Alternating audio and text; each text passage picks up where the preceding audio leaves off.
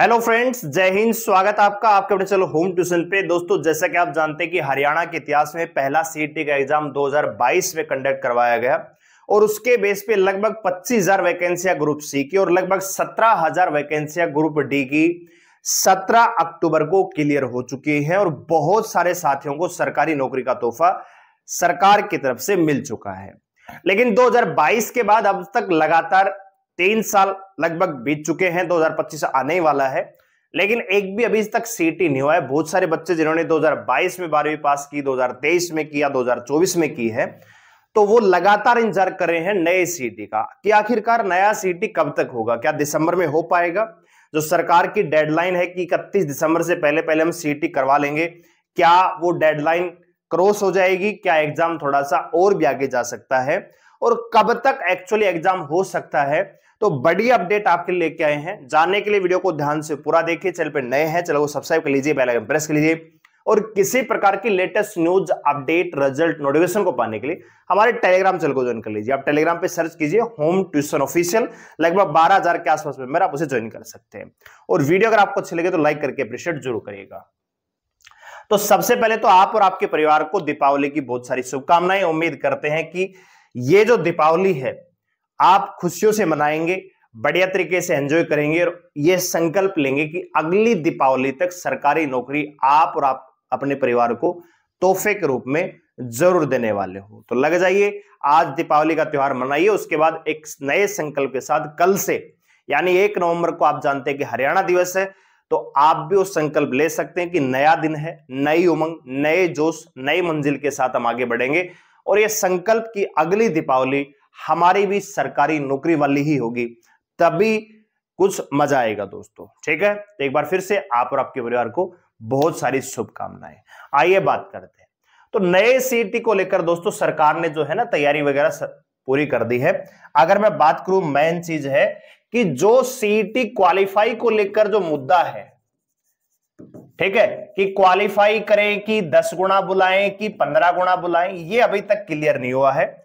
जैसे ये क्लियर होगा, ये मान के चले कि नवंबर की 10 तारीख तक ये मामला आपका क्लियर हो जाएगा कि ये 10 गुना करेंगे कि 15 गुना करेंगे या फिर क्वालिफाई करेंगे, तो आपका जो नोटिफिकेशन है ना, सीईटी का जो नोटिफिकेशन है दोस्तों, ये आपको मिल जाएगा नवंबर के मिड में।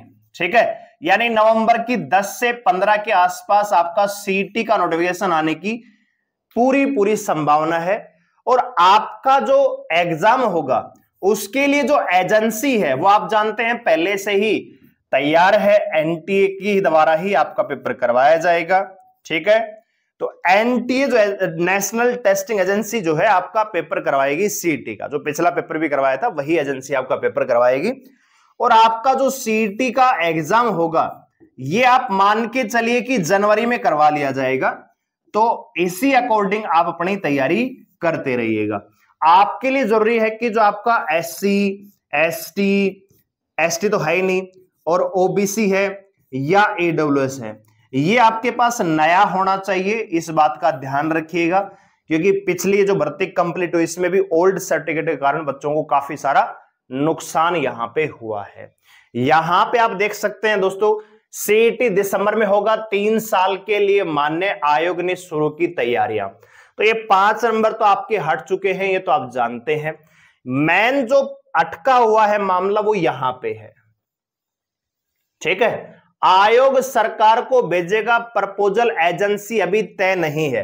तो एजेंसी दोस्तों लगभग तय है, एनटीए ही आपका एग्जाम करवाएगी और ये प्रपोजल यही है कि सीईटी क्वालिफाई करना है या कितने गुना बच्चे बुलाने। यहां पे आप देख सकते हैं हरियाणा कर्मचारी चयन आयोग ने 1 सप्ताह गुजर जाने के बावजूद सीईटी में संशोधन का नहीं भेजा मुख्य सचिव को प्रस्ताव।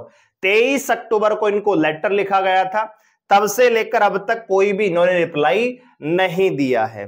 तो ये आपको पता है कि दीपावली की छुट्टियां चली हुई है, तो 1 तारीख को वैसे छुट्टी है, तो इस सप्ताह यानी नवंबर फर्स्ट वीक में ये जो संशोधन का प्रस्ताव है ये भेज दिया जाएगा और नवंबर के फर्स्ट वीक में ही ये कंफर्म हो जाएगा कि सीईटी क्वालिफाई होगा या 7 गुना बुलाएंगे, 10, जो भी चीजें निकल के आएंगी वो आपको नवंबर के पहले सप्ताह मिल जाएंगी।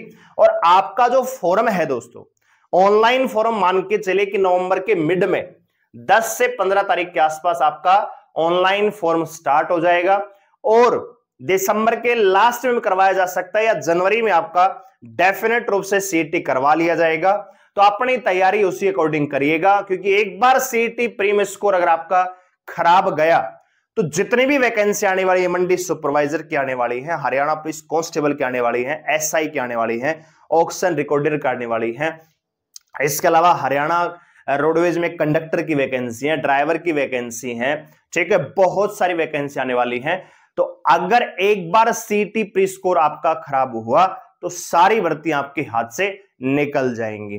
दूसरा दोस्तों, ग्रुप सी का एग्जाम अलग होगा, ग्रुप डी का एग्जाम अलग होगा, इस चीज को लेकर चिंतित होने की आवश्यकता नहीं है। बहुत सारी अफवाहें आप सुन रहे हैं यूट्यूब पे कि ग्रुप सी और डी का कंबाइन एग्जाम होगा, कंबाइन नहीं होगा, अलग होगा। ग्रुप डी में केवल एग्जाम के बेस पे आपका सिलेक्शन होगा, जबकि ग्रुप सी में सीईटी प्री, सीईटी मेंस और बहुत सारे ऐसे पोस्ट हो सकते हैं जैसे हरियाणा पुलिस वगैरह है, उनमें आपको फिजिकल से भी गुजरना पड़ेगा। बात आ गई समझ में। और एक और यहां पे बदलाव हो सकता है कि भैया जो टेक्निकल ग्रुप है उनका सीईटी अलग ले लिया जाए। अब जिस बच्चे के पास डिप्लोमा नहीं है उनसे आप टेक्निकल सवाल पूछोगे इलेक्ट्रिकल वगैरह के, तो उसका कोई फायदा नहीं है। ऐसे ही जो इलेक्ट्रिकल वाला है उससे अगर आप हिस्ट्री पॉलिटी के सवाल पूछोगे तो कोई फायदा नहीं है। तो मेरे हिसाब से यह संशोधन और आना चाहिए कि टेक्निकल ग्रुप को अलग कर दिया जाए। तो 3 सीईटी हरियाणा में होने चाहिए, एक आपका सीईटी ग्रुप सी, एक टेक्निकल ग्रुप का और एक आपका ग्रुप डी का।